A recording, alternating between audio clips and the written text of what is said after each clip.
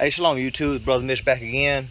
I'm up here visiting the Dallas Saints. And what I've done is I came up here because on my truck here, I got a hitch. I got a towing package on my truck.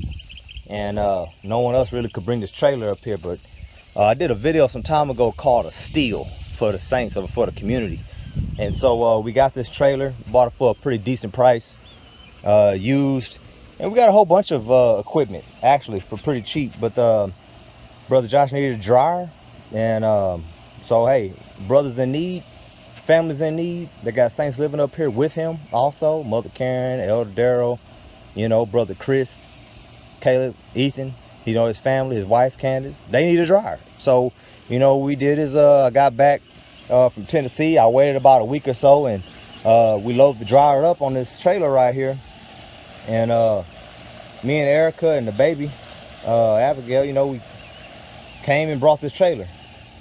But anyway, in the truck right there. So anyway, what I wanted to come on though about was, y'all notice I've been making a few videos talking about, well, not talking about anything, but our land recon. It's kind of long overdue. It's kind of long overdue, the land recon videos that I was supposed to do. But I'm uploading them now. Finally have all the footage together. One of the things I wanted to point out was all these properties we went to look at, all these places that we went, all these men were doing it alone. Every last one of them. They were doing it by themselves. And that's why I first started off telling you while I was up here and what I was doing. Because pastors always talks about mutual assistance groups. When we read the book of Acts, people came together and they worked together and they lived together in community settings. And so we're not doing it on our own. We're doing it together. And what I mean by them doing it alone was we went that 47 acres we went. That was a tree farm or old tree nursery in the very back of the property. And now the man and the husband, the husband and the wife still live on the property, but they're keeping about 5 acres and they're selling the rest. We went to another farm in Tennessee that we were looking at. They were selling, I think it was 25 acres or so, but they were keeping 5 acres, so total was like 31 acres. So all these people, whether it was in Alabama, whether it was in Kentucky, whether it was in Mississippi, whether it was in Arkansas, when it was Oklahoma, all these places we went looking for land at, every last one of these people were doing alone. One family, they were a wife and a husband. They had a few children, everything was running fine. Children got older, went and got some education, and they left. And they were stuck doing it by themselves. Well, we're not doing it alone. And so when we went there, we asked, okay, well, what's the reason for selling, you know, the land? What's the reason for selling the farm? What's the reason for selling your property? They're doing it by themselves. We throwing backs out. Oh, my knee, I had a hip replacement.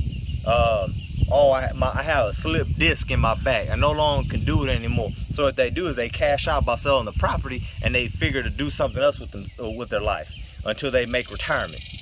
You see what I'm saying? And so I encourage everybody that you need help. You can't do things on your own anymore. It's getting to that point where you can't do things on your own anyway. But think about it. We plan on starting out having somewhat of a 3-family farm and then expanding that into somewhat of a community. How beautiful is that? Brother Josh ain't gotta be slaving out on land on his own. Brother Mitch, myself, I ain't gotta be out there slaving on the land on my own. You see what I'm saying? We can shepherd the cattle, we can shepherd the goats, we can deal with the chickens, we can grow crops and have a greenhouse and have a field, have a nice garden. You see what I'm saying? Our children can actually play out in the field, and now we can have something we can pass down to the next generation that can just be with them for forever, and they can actually maintain it. You know, you don't have to go to our land one day and find that all the grass is grown up, the trees are grown up, there's no animals that can't maintain it, there's no hands there that can't maintain it. See, this is the same thing as Straightway. Pastor Dow, Elder Becker, you know, you got Brother James and Brother Scott and Brother Doug and Shane and Brother Rich and them when they're not at work. You know, they're there to actually help on the land too, but I mean, they're doing it together. It's a collective effort of saints, of brethren, coming together, getting the mission accomplished. So anytime that one of us needs something, we can do something. Like right now, we're living group here up here in Dallas. We've got a group down there in Houston, and we work together. Whatever one of us need, we do for it. You see what I'm saying? Every time Brother Josh comes down, to Houston, he don't come empty-handed. Every time we come up here, we don't come empty-handed. And see, now this trailer is here because he lives on an acre of land right now that he's renting. You see what I'm saying? And so when it comes time for us to make the move to our property, what our final destination is going to be, we can load up, make sure that the trailer is intact, that, you know, don't need any maintenance, and we load this sucker up and help with the move. And now we got a trailer for the property. You see what I'm saying? Along with other equipment, and we need to invest in some more trucks is what we need to do. But anyway, you can't do it on your own. It's just not gonna happen.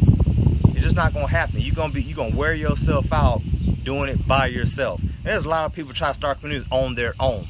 You're gonna have a hard time. And I don't really feel bad for people who do this, because if you're part of this ministry, the best thing to do is to go get some knowledge from Pastor. Go get some knowledge from Elder Becker. It's not easy, it's not hard.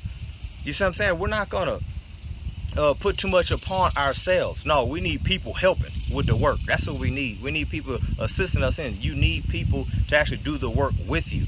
When you read this word, Israel was never alone. You know, from the very, they were together. It was a body. They had a land which the Father was promising them, where they can keep the law, statutes, and commandments, and where they can be together. Not you isolated, and now we're gonna add to. You see what I'm saying? And that's what a lot of people, I think personally, are messing up at. And I can't feel bad for you.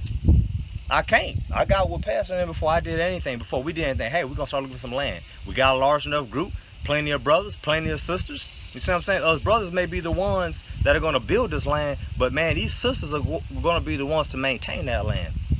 You know what I'm saying? Some brothers gonna have to go out there and get it in work. Some of us gonna have to stay on the land and actually build it up. And when the brothers come home from work, they're gonna have to help in building of the community. But initially, the sisters are gonna be, like I said, the sisters are gonna be maintaining what we build. Period. So you need hands. You need hands. I don't care what anybody say. Many hands make light work. Hallelujah. So anyway, I just wanted to come on and say that and share that with you guys. But everywhere we went, these people were doing it on their own, and now they got 50 acres, keeping 5, selling 45. They have 30 acres, selling 5. Keeping 5, selling 25. You know, everywhere we went, we walked a 60-something acre. They keeping 10, you know, selling the 60. You know what I mean? The land we on, it was an old farm. There's a neighbor there. He has 1 acre, and we got 80-something acres. You see what I'm saying?